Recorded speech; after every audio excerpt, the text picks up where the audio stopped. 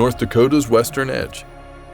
Scarred by the cliffs of Theodore Roosevelt National Park, its reputation is one of both grandeur and a deep-rooted respect for its harsh nature.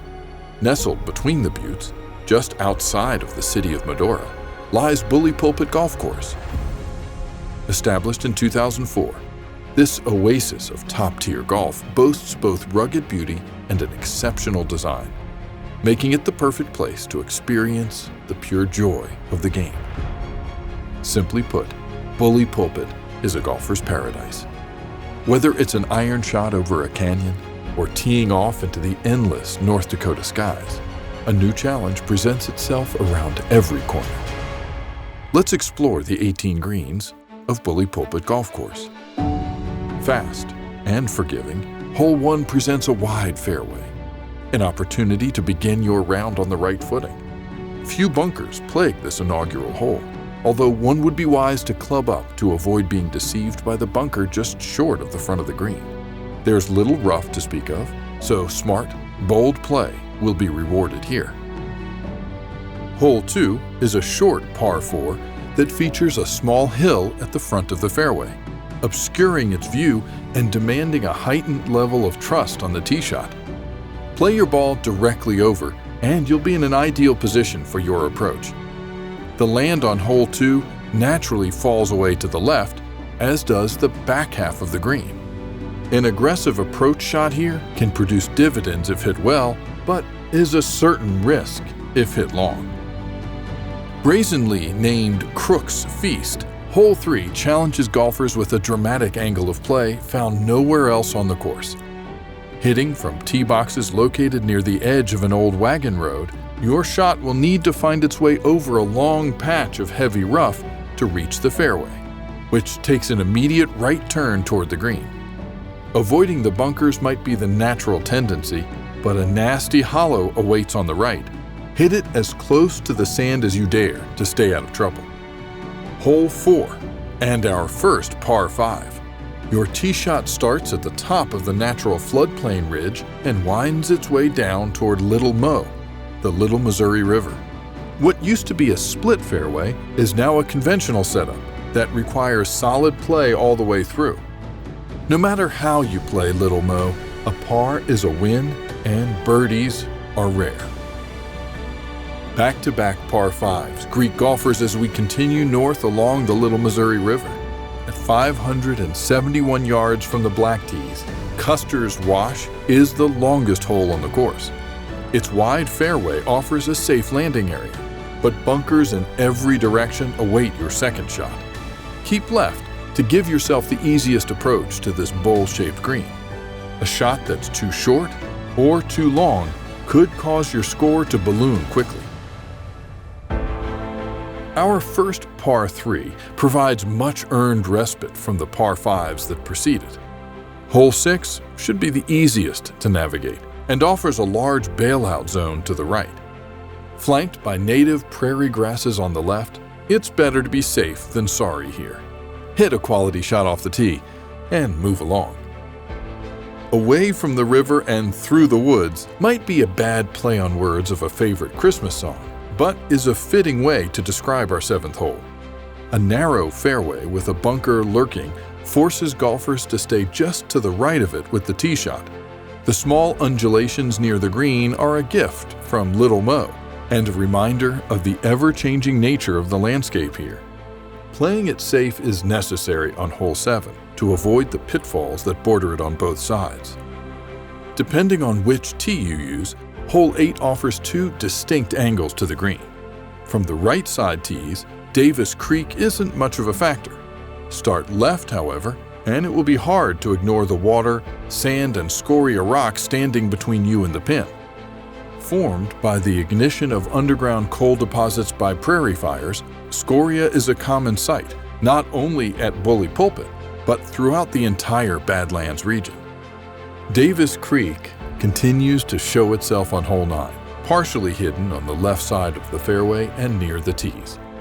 The best line to take is to the left of the fairway bunker, but be careful not to stray too far. Located on the edge of the woods, a drive wide left or right may require you to steer clear of the trees on your second shot. You'll want to land your ball in the middle of the green, as the right rear hole locations and their slope are designed to benefit only the best players. Hole 10 takes us back into the woods, and at first glance, looks like an easy proposition. The fairway is wide, and the hazards are few. If your driver is working, hit it over the mound and bunker complex for an easier second shot. As you approach the green, this hole's primary challenge becomes apparent. If you've hit left, the front left bunker demands a superb second shot to a green that naturally falls away. So land your ball in the middle and allow it to release toward the pin. Big hitters will be most tempted by hole 11. Cutting the corner on this par 5 will give some a chance to get home in 2, setting up a potential eagle if all goes well. For those less daring, there are a few ways to attack this hole.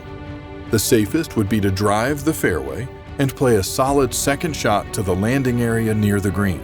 There is nothing hidden on the 11th except the winds that swirl out of the Badlands and along the Big Butte by the river.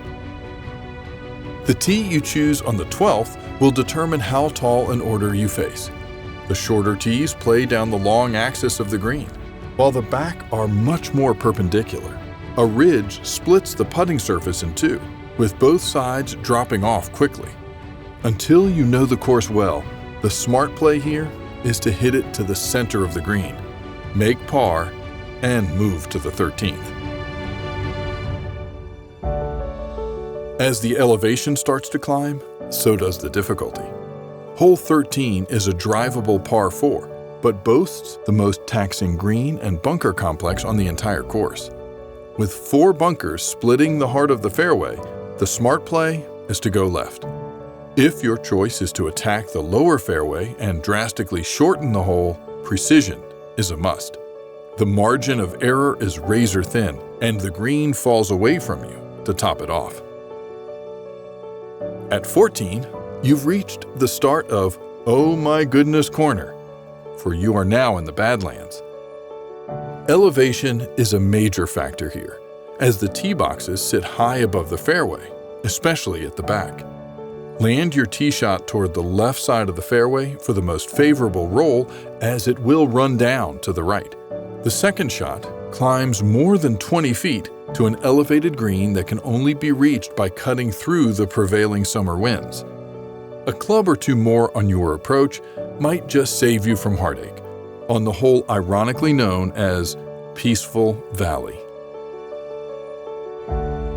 Welcome to the Bully Pulpit, one of the most terrifying par 3s in golf. A dramatic concoction of elevation, nerves, and awe-inspiring beauty. It's here that you realize why the course itself was named after this iconic hole. From the lower left tee complex, you'll want to shoot for the right edge of the green to allow for the widest margin of error. From the others, let the ball land short of the green and run on. No matter what set of tees you play, take a moment or 2 to absorb the majesty and magic of the unique landscape, for you're truly in God's country. Coming down from 15, the 16th is nearly as stunning. Here you can see the vast North Dakota skies, as well as the majority of the course, sprawled out across the river basin. Take a deep breath and launch your ball to the right edge of the fairway, letting it work its way back toward the middle. Getting to the green in 2 is the goal here, so take a generous amount of club and land your shot on the putting surface. The penultimate hole gives us another split fairway, similar to 13. You're once again faced with a choice on this par 5. Play to the left to try and get home in 2, or take the much safer route to the right side.